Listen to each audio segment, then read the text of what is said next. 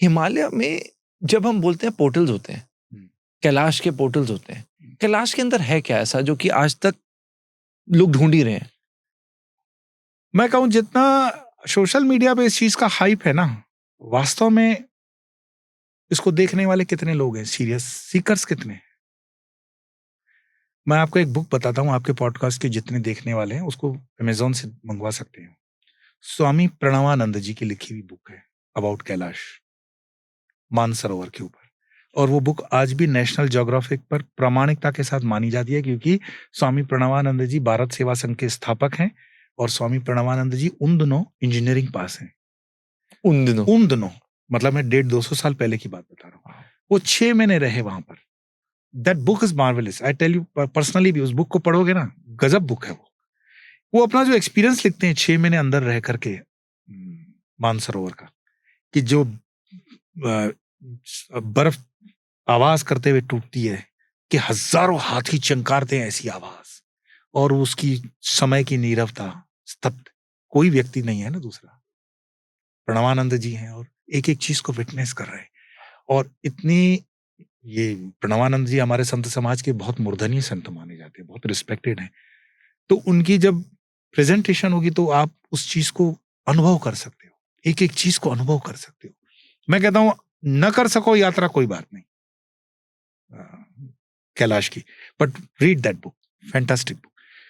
What I am trying to say कि उसके बाद योगी की आत्मकथा आई, ऑटोबायोग्राफी ऑफ योगी, योगानंद परमहंस से। पहली बार योगानंद परमहंस जी ने महाअवतार बाबा जी का जिक्र अपने बुक में किया। परंतु मैं आपसे पूछूं, क्या उसके पहले महाअवतार बाबा नहीं थे क्या? ये तो लहरी महाशय इत्यादि वगैरह जो भी गुरु परंपरा पढ़ती है उसमें उनका जिक्र आता है, पर उसके पहले भी महाअवतार बाबा का अस्तित्व है। और ऐसे कई फॉरेनर्स के भी बुक्स में आपको रैंडमली ये चीजें मिलती हैं, पुराने पढ़ते हुए उनके अनुभव मिलते हैं। मेरे पास एक फोटो अभी भी है, अभी मीन्स आश्रम पर, जहां ऋषिकेश के अंदर पूना का एक ग्रुप है, मैं ऑन रिकॉर्ड बता रहा हूँ। उन दोनों कोडेक की वो स्लिम कैमरा हुआ करती थी, वो कैमरा लेकर के ऋषिकेश में वो घूम रहे हैं, और पहाड़ में शाम जल्दी हो जाती है, अंधेरा आ जाता है। तो किसी गलत मतलब चोटी पे वो थे इस तरफ की, तो शहर उनको दिखाई नहीं दे रहे हैं, पैनिक हो गया, अरे अंधेरा हो गया, क्या हो गया। इतने में वो देखते हैं कि एक शूटिंग स्टार आसमान से गिर रहा है, और उस कोडक कैमरा के अंदर उसका वो उन्होंने शॉट निकाला। और जैसे आपस में टीनेजर्स बात करते हैं ना, कह रहे तुम फोटोग्राफी में लगे हुए, यहाँ हम फंसे हुए हैं, कैसे नीचे पहुंचेंगे। एंड देन सडनली दे सी कि वो थोड़ा ही आगे जाकर के उनको लाइट्स दिखने लगी और शहर हो गया।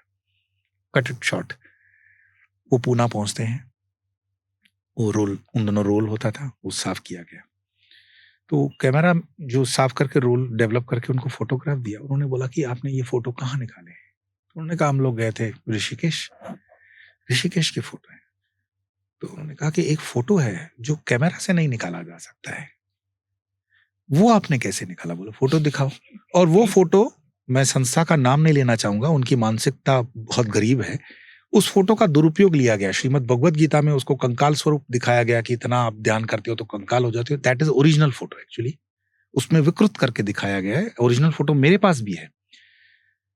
तो उसमें ऋषि बैठे हुए हैं और यू कैन सी एक एक हड्डी जैसे दिख रही है उनके प्राण की बस, और जो उसका मस्तिष्क में तेज है, वो ऑर्डिनरी कैमरा ने उसको कवर किया है।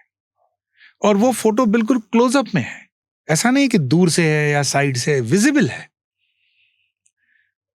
तो जब उन्होंने स्वयं से फोटो देखा तो उन्होंने कहा नहीं, ऐसा कोई फोटो हमने नहीं निकाला है। But yes, I remember shooting star का भी उसमें फोटो है, और वो शूटिंग स्टार उनके कपाट से पीछे जा रहा है। तब उनको याद आया कि हम जहां फंसे हुए थे वहां पर ये फोटो निकाला था, और हम प्रे कर रहे थे कि हम बुरी तरह फंस गए हैं, और आज भी ऋषिकेश को इतना सेफ नहीं है कि रात में आप पहाड़ पे गुम हो जाओ तो नीचे आ जाओ तो सेफ है। सो कहने का मतलब यह है कि वो ऋषि सत्ताएं जो हैं सूक्ष्म की, हजारों वर्षों से, हमेशा से थी, हमेशा से हैं, हमेशा से रहेंगी।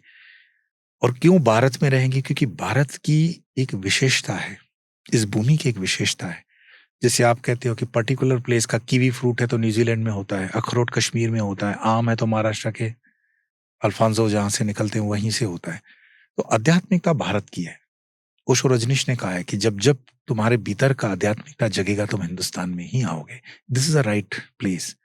अदरवाइज हमें क्या दुख था, हम विदेश में थे तो बहुत क्या तकलीफ कोई थोड़ी थी। मटेरियलिस्टिक लाइफ बहुत बढ़िया थी, गाड़ियां थी, रहने की सुविधाएं थी, तो फिर ये बाबागिरी करने का क्या मतलब।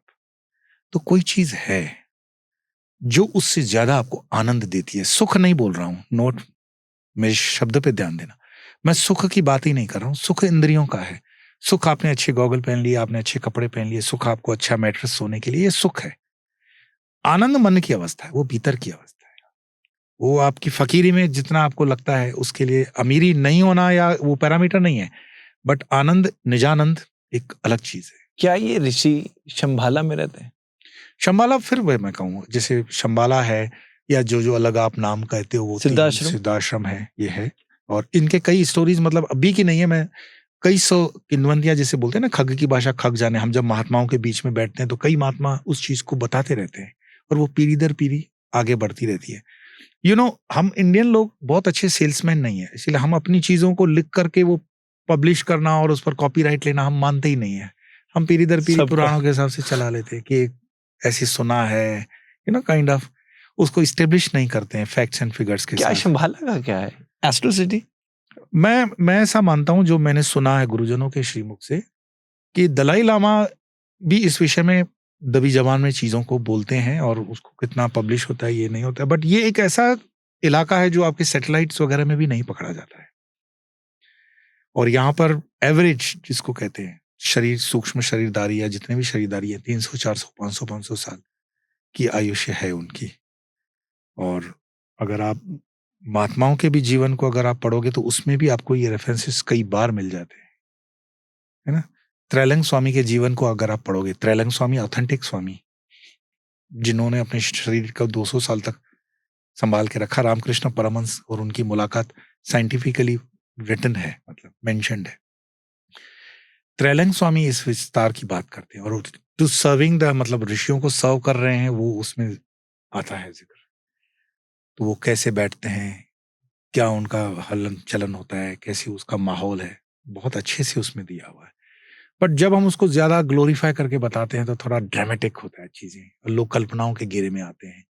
मैं महाअवतार बाबा जी की कृपा से कुछ एपिसोड बनाया, तो उसके कुछ दिनों के बाद कोई मिलने आ गया अहमदाबाद से, बोले उन 26 में मेरा भी नाम है ना।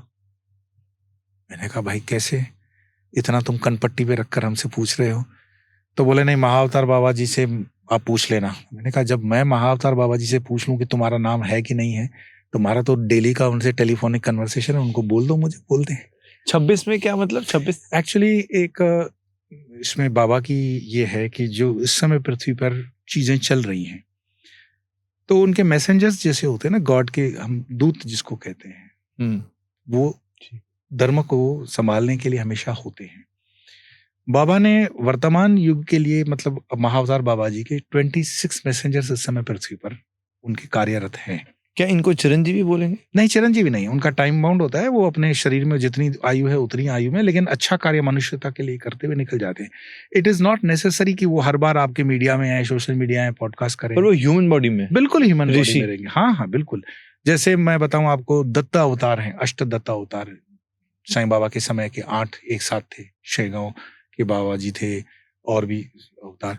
तो अवतार के लिए ये कोई बहुत बड़ी बात नहीं है कि वो एक से चल रहा है या उसके 8 स्वरूप से भी चल रहा है, ठीक है। क्योंकि जिस तरह की टास्क होगी, आप ये तय नहीं कर सकते हो कि दिल्ली की सो एंड सो गली के अंदर मुझे अगर कोई लॉ एंड ऑर्डर मेंटेन करना है, तो मुझे पुलिस फोर्स जो लगाना है वो आपको विवेक बुद्धि से निर्णय करना है। तो ही नोस कि भाई इस समय धरती पर कितने मेरे मैसेंजर्स के थ्रू काम करना है। तो ये इसमें आप कनेक्ट हुए थे, कुछ ऐसा हुआ था? That thing I made very, मतलब उसके ऊपर काफी 2-3 एपिसोड मैंने बनाए। जब परेशानी जब पब्लिक से जब आ जाती है ना, लोग इमोशनल हो जाते हैं इन चीजों को लेकर के, है ना। और हर आदमी सोचता है कि फिर मेरी बात ही करवा दो यार, मैं हमेशा कहता हूं अपने कर्म के आधार पर, सत्कर्म के आधार पर, अगर आप मानते हो, अगर श्रद्धा है आपकी, तो आपके प्रेयर्स में वो पावर आती है। आपकी प्रेयर्स कभी यूजलेस नहीं जाती है, ठीक। और वो प्रेयर्स ही आपको उन तक पहुंचाती है, चाहे वो स्थूल से पहुंचाए, सूक्ष्म से पहुंचाए, या जिस भी माध्यम से पहुंचाए। prayer has got power. थोड़ा सा कॉन्टेक्स्ट क्लियर करने के लिए जो पहली बार सुनेगा वो थोड़ा सा हो सकता है कंफ्यूज हो जाए। तो ये जो 26 आप बता रहे मैसेंजर्स थे महाअवतार बाबा जी के हैं हाँ, धरती पे, बिल्कुल, जो कि टू सर्व द ह्यूमैनिटी है। थ्रू आउट वर्ल्ड इनके 26 अभी काम कर रहे हैं। तो जहां जहां पर जो जो चीज की आवश्यकता मतलब ह्यूमैनिटी के लिए लगती है, वेदर नोन और अननोन, कभी कभार कोई कार्य होता है, जैसे मान लो कोई व्यक्ति कार्य कर रहा है, हम आदमी को उसी को रिकॉग्नाइज करते हैं जो सोशल मीडिया पे है, ठीक है। मैं आपको कहूं कि 26 में से मैं सोशल मीडिया पे उसके बाद आया हूं। मैंने आपको करकरे वाला एपिसोड बनाया, I was least bother, I mean least interested in social media. लेकिन मुझे उन इंसानों तक पहुंचने के लिए, उन पर्सनालिटीज तक पहुंचने के लिए मेरे पास कोई माध्यम नहीं है पूरे दुनिया में, मैं उनको कहाँ ढूंढता फिरूंगा। तो सोशल मीडिया मेरा प्लेटफॉर्म बना। आई केम social media with the grace of महाअवतार Baba ji only. उनके ही इंस्ट्रक्शन से आया हूँ, और उनके इंस्ट्रक्शन से जिस दिन वो बोलेंगे पैकअप, मैं चला भी जाऊंगा। मेरे लिए कोई बहुत बड़ा ये हवा नहीं है कि इसका कोई देखने वाला है, कितनी व्यूज है, no no, I am least bother. इसलिए आप देखते हो मैं मस्ती में रहता हूँ। I never ever say on my any single episode कि तुम सब्सक्राइब करो, लाइक करो। ये पहले ही शुरू से ही बोलता हूँ, आपके लिए नहीं है, इससे निकल जाना, this is for quality people. तो कई बार मेरे टीम वाले कहते हैं कि आप इतने मतलब बोल देते हो, ऐसे नहीं बोला जाता। मैंने कहा ये एवरेज इंसानों के लिए नहीं है, लेकिन हाँ ये माध्यम बना मेरा उनसे ज्वाइन करने के लिए, वेरी हम्बली। आज मैं उन लोगों से कनेक्टेड हूँ और हम बहुत अच्छे एक स्पिरिट के साथ काम कर रहे हैं। नॉट नेसेसरली कि हम कोई पॉलिटिकल काम करेंगे या पैसे के लिए काम करें। इंडस्ट्री एक बाबा जी का जो कार्य है उस कार्य में हम जुड़े हुए और हम कार्य कर रहे हैं। जरूरी नहीं है हम 26 के 26 मिले भी, आपस में बात भी हो और वो एजेंडा फिक्स करें, नॉट नेसेसरी। पर हम उनके दिए हुए एक एजेंडा पे काम कर रहे हैं, अपने अपने हिस्से का, जैसे मैं अपने हिस्से का काम कर रहा हूँ, एंड आई एम हैप्पी। और बिल्कुल गंभीरता से कह रहा हूँ कि अगर बाबा जी ने तय कर दिया कि बेटा आज के बाद सोशल मीडिया तुम्हारे लिए नहीं है, तो शायद स्वामी योग का कोई चैनल को मैं रखूंगा भी नहीं, कभी उसकी स्मृति भी नहीं रखूंगा, अगर उनका आदेश है तो। मेरा कोई उससे लगाव नहीं कि मेरी कोई स्मृति बनी रहे और मैं चैनल पे छाया रहूं, या मेरा कोई फेसबुक हो या इंस्टाग्राम हो, no no, not at all. करोड़ों बार हम पैदा होते हैं, करोड़ों बार चले जाते हैं। Purpose of human life is to achieve that highest goal, self realisation. और उसके निमित्त जब गुरुजन हमें किसी काम का दायित्व देते हैं तो उस काम को बिना पूछे, बिना डाउट किए कर लेना, दैट्स इट। तो जब पहली बार मैं सोशल मीडिया पे आया और मैं जब मुझे नहीं पता था कि कैसे करना है, क्या करना है, बट ही मेड वे। और कई बार ऐसा अनुभव हुआ, आपने बात भी की होगी टीम में वैभव वगैरह के साथ, कि जो चीज बाबा जी नहीं चाहते थे, ये कैमरास ऑन है, आप मानोगे नहीं, ऑटोमेटिक कैमरा ऑफ हो जाती है और लाइट्स बंद हो गई है। ऐसा हमारे पास 3 से 4 बार इंसिडेंट हुआ है जब बाबा जी की कोई अतिरेक करके मैंने बात बता दी। जैसे आप एक नहीं, हम थोड़ा इमोशनल होकर और बताए, तो ऐसा 2-3 बार हुआ। फिर मुझे लगा कि if he is indicating not to, उसको एक लिमिट कर दिया। So that's beauty. I mean इस चीज को जो उस लाइन का व्यक्ति होगा वो एंजॉय करता है। इसको हम एज एन इंट्यूशन लेते हैं। नहीं, इंट्यूशन इज वेरी, मैं तो कहूंगा गरीब शब्द है, एक्सप्रेशन ही गरीब है। इंट्यूशन इज नॉट, इंट्यूशन को कैसे आप इस चीज से मिक्सअप कर सकते हो? ये चीज है आपका, जैसे आपने बताया आपका बैकग्राउंड इंजीनियरिंग है, आप बाहर भी रहे। मुझे बताओ आज आप ये क्यों कर रहे हो? आप सोशल मीडिया पे क्यों हो? आपसे किसी ने ये सवाल किया ना होगा, करना भी नहीं चाहिए, सवाल तो उस तरफ से ही होता है। मैं आपको पूछता हूँ, आपकी अंतरात्मा, आप क्यों हो सोशल मीडिया पे? अच्छा चलो, और इससे मैं लाइट क्वेश्चन करता हूँ, आपको किसने इंस्पायर किया स्वामी योग को बुलाओ? क्यों बुलाया है? नियति। तो ये नियति है, ये इंट्यूशन नहीं है। आपने ऐसा कोई डायरी में नहीं लिखा होगा कि एक काम करेंगे, इतने सब्सक्राइबर हो जाएंगे तो उनको बुलाएंगे। ये कैलकुलेटिव माइंड से नहीं चलता। जैसे बाबा जी का, जैसे ये जो भी आपके मन में इंस्ट्रक्शन आया, तो क्या ये एक महसूस था या ये हाउ इज दिस एक्सप्रेशन? मैं बता रहा हूँ ना, मैं तो अपने कंफर्टेबल जोन में जी रहा था। अगर करकरे जी मेरे पीछे नहीं पड़ते तो मैं वहां पहुंचता ही नहीं कभी। मुझे अपने पास बुलाने का उनका माध्यम बनाया, घर से बाहर निकलवाया। तो जितने दिन की स्ट्रगल थी वो स्ट्रगल 3-4 दिन की रही, और वहां पहुंचने के बाद जो उनको नैरेट करना था वो नैरेट हुआ, और वो जो नैरेशन थी वो ली, और फिर उसको इम्प्लीमेंट करते जीवन में उतरे। और आज जो भी हम हैं, मैं मानता हूं कि अध्यात्म जगत के अंदर मैं संतुष्ट हूं अपनी उपलब्धियों से। एक व्यक्ति होता है ना, उसके पास करोड़ों रुपए का धन हो सकता है, संपदा हो सकती है, but he should be at least content कि मैं संतुष्ट हूं, मैंने जो अचीव किया है, I am happy, I am content.